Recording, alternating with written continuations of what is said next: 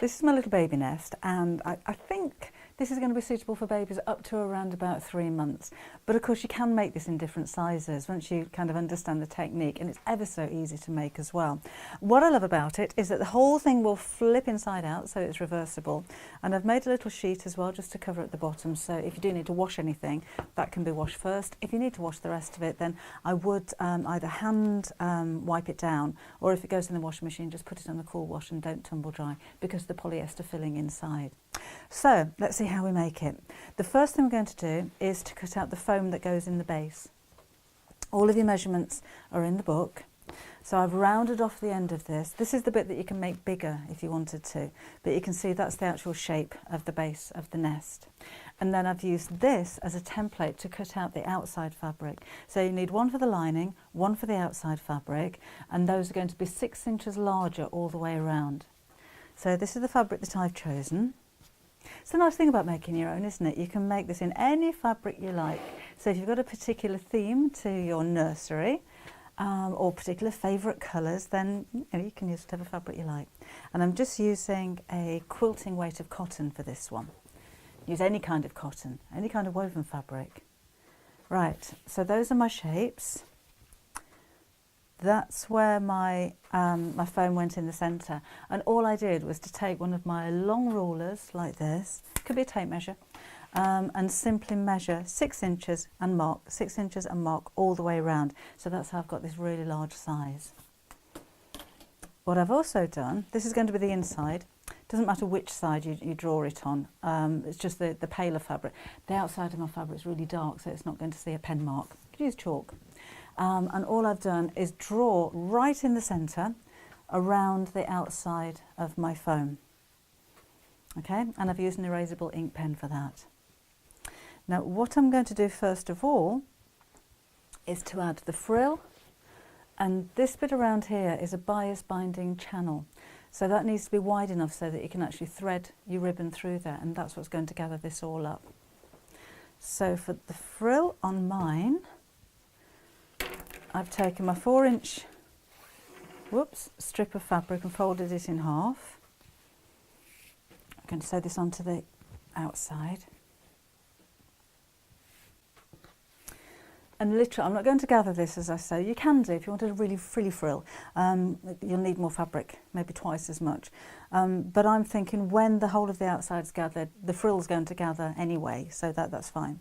So I'm literally going to sew this all the way around the edge with the raw edges together, so it's going to face inwards. And you can do it all at the same time if you wish, and put the channel on at the same time.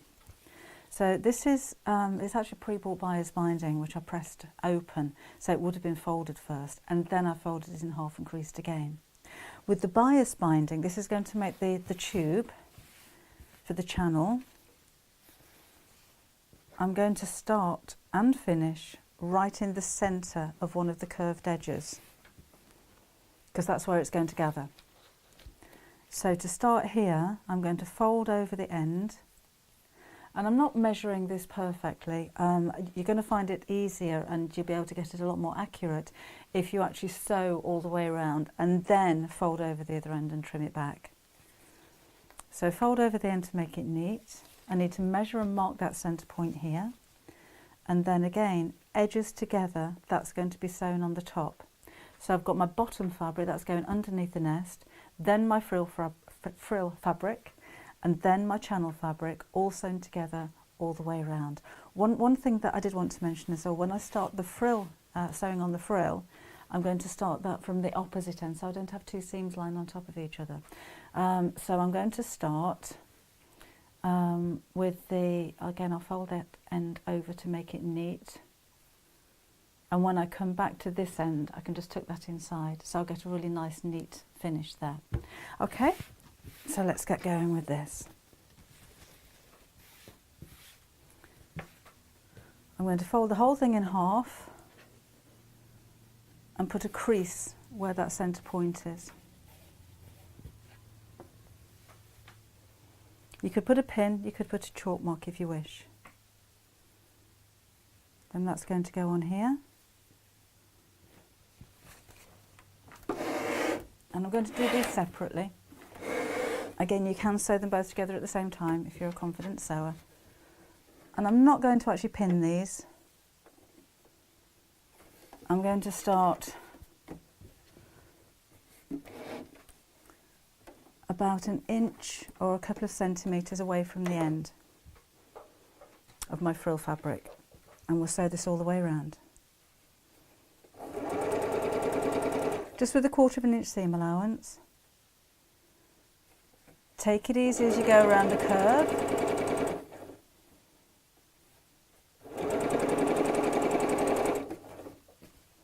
And just making sure those edges are all lined up.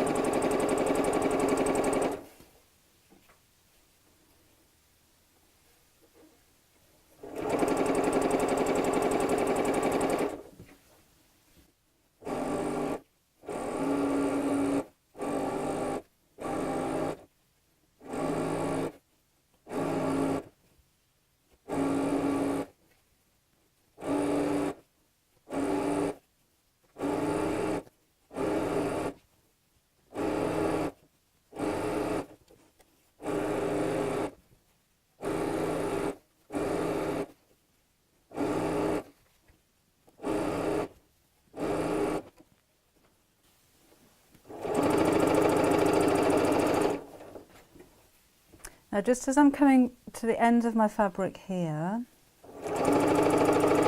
remember I left the folded end unsewn right at the beginning. I'm now going to cut off my fabric here and just pop this inside. If you wanted a perfect seam there, then you could measure around the outside of the whole thing and cut your frill to length perfectly, sew it together so you've got a hoop of fabric. But this is a bit quicker. So lots of different ways that you can make things. So I've just shown you an alternative there. So now my frill kind of overlaps. I can put a few hand stitches in there just to make that really secure if I wish. Okay, now the next thing is to put on the frill. So, to put on the channel. So as I said, I'm going to start from the opposite end. So again, let's crease the centre. I'll put a little mark on this side as well, just so I know I'm in exactly the right place. There we go. Then, remember I fold over the end of my bias tape to make it nice and neat. And again, facing inwards.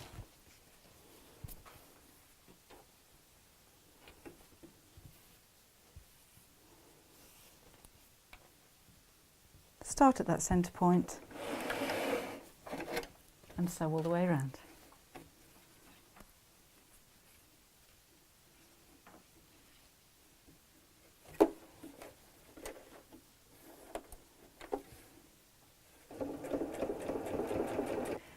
So there we are, that's all sewn around the edge, and the meeting point, where have you gone? I've folded in both ends of the bias binding just to make that nice and neat. So the next thing to do is to sew the two whole pieces right sides together.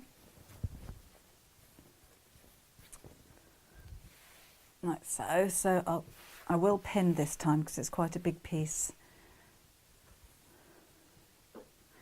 If you find it easier, just to make sure that these pieces are lined up, you can fold in half in both directions of both pieces and crease them, and then just line up those crease marks so that you know that both pieces are going together.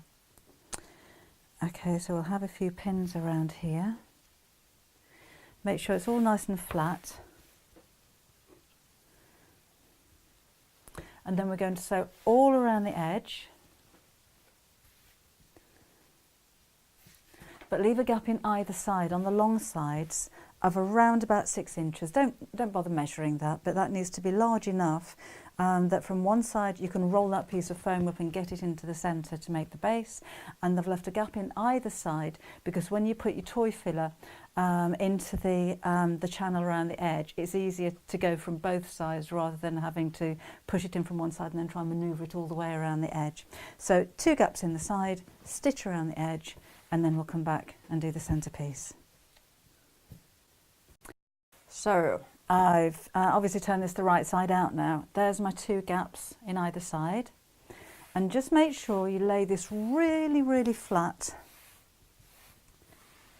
And then remember the mark that we drew around the foam on the right side of your fabric. We're going to sew half of that now. You probably won't be able to see that too clearly, but it'll make sense in just a second. So I am going to pin through these layers to make sure that it keeps flat while I'm sewing. And there we go.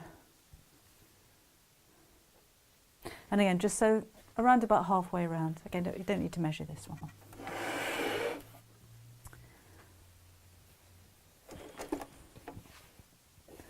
And use quite a small straight stitch. There we go. Just very carefully follow that line.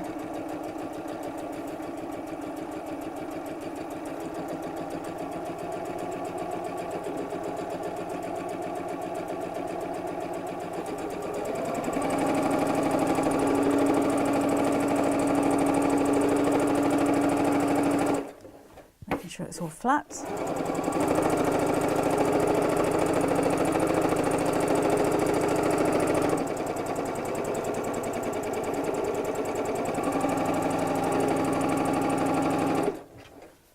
A little bit more.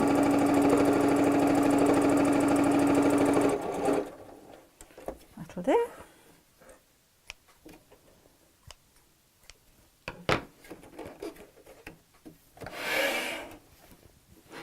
So pins out. There you are.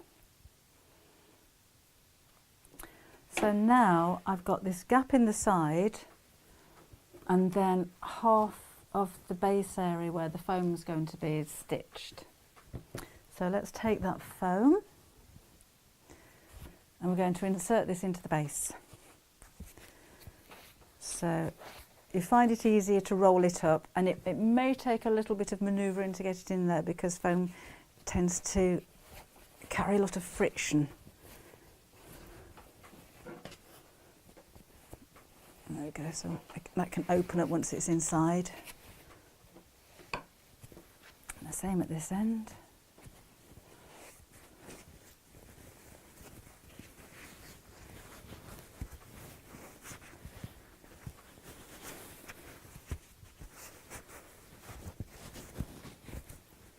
There you go. Now then, let's let's arrange this so that it's flat, and that should just sit neatly inside that stitch line.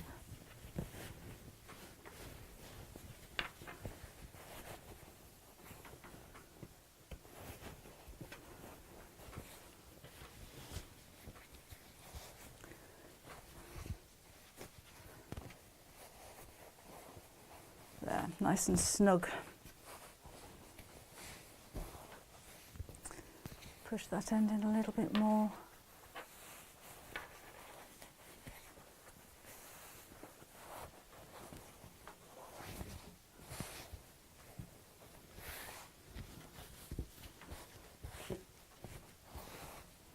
That's it.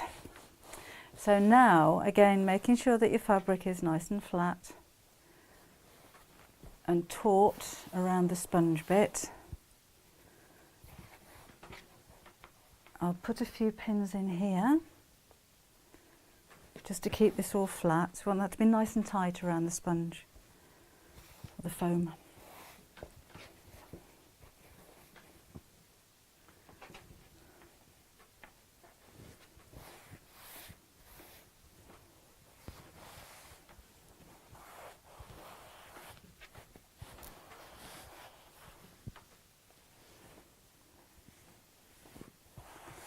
There. And then when you're happy with this, I think that can be a little bit tighter.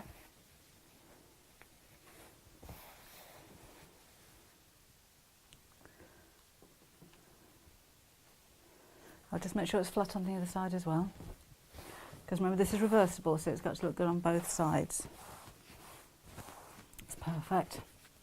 Then we're going to manoeuvre this back underneath the sewing machine and carry on with that stitch line around the rest of the foam.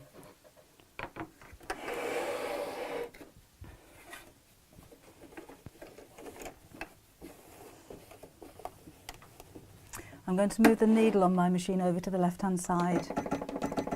You could use a zipper foot on your machine if that helps as well. Okay, so I'm lining up the stitches. These stitches actually kind of sink into the bed when you've got all of the padding around the edge. So don't worry about them being absolutely perfect. If you've got a tiny little wobble, although you're stitching from the top, you're not going to see them on the finished bed. So let's very carefully sew around here. And again, keeping the fabric nice and flat and taut. And I'm just using the edge of my foam as a guide. Take your pins out as you sew. And there we go. And be patient, it's worth it. That's how we're looking now. And remember I left the 2 gaps either side. This is where we're going to stuff it. So just take a handful of toy filler and push it round to the top. And then another handful. And we're going to keep going around both sides. Keep it nice and packed, so as much as you can possibly get in there. So it does take quite a lot. And we're just going to carry on until I've got the filler all the way around. You can see it getting nice and puffy now. And then I'll sew those openings closed by hand.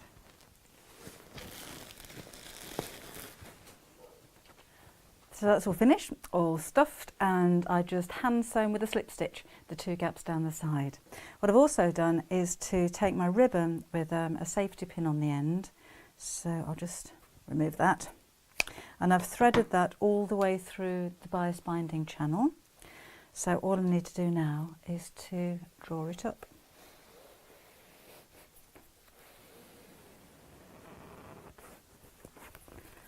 So I'll just feed this around so that it's nice and even. And just keep pulling it until the sides come up. You don't need to pull it too much or the whole thing will curl up like that. It's like a big slipper. And then tie it in a knot.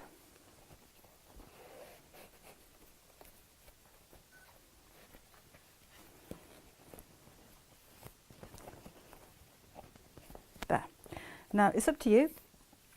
If you want to cut this off and tuck the ribbon inside there so you don't have the bow, or you just tie that into a little bow at the end. And I'll tie it in a double knot so that it's not going to come undone. Snip off the extra ribbon. And that's all finished. And remember, it is reversible. So let's pop it all the other way out. And that's what it looks like from the other side.